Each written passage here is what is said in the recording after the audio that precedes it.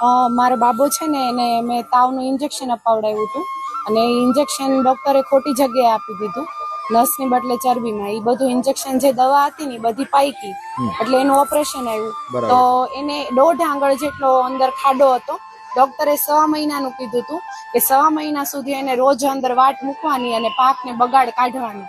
એને આ રીતનો હોલ પાડીને ઓપરેશન કર્યું હતું અને ઇન્જેક્શન મૂકવાથી થયું હતું અને આટલું ઓપરેશન હતું અને આ એનો બગાડ આટલો નીકળેલો. બરોબર.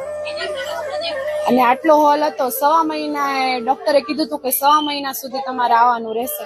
અમે માતાજીની માનતા રાખી અને ખુખાર મેલડીમાં બારે નહીં દવાખાને જઈને જયારે રિપોર્ટ કરાવ્યો ને સોનોગ્રાફીનો ત્યારે ડોક્ટરે કીધું કે આટલો બગાડ છે. ત્યારે માતાજીને અમે માનતા રાખી કે હે માતાજી, ખુખાર મેલડીમાં મારા બાળકને મેં કીધું જલ્દી સારું થઈ જાય અને 15 દિવસની અંદર જો એને અમારે ડ્રેસિંગ રોજ કરાવવા જવાનું, રોજ એટલો રડે તો માતાજી બંધ થઈ જાય ને તો અમે બારે જા પગે લગાડશું.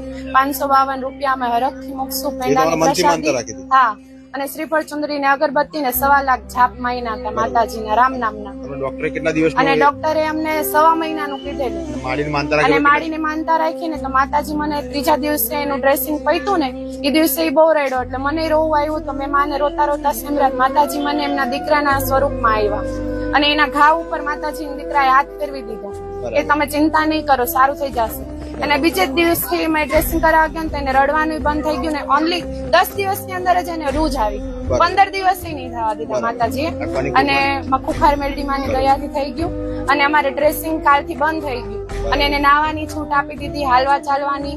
લોહી એટલું નીકળતું હતું, લોહી બંધ થઈ ગયું, બધું રેડી.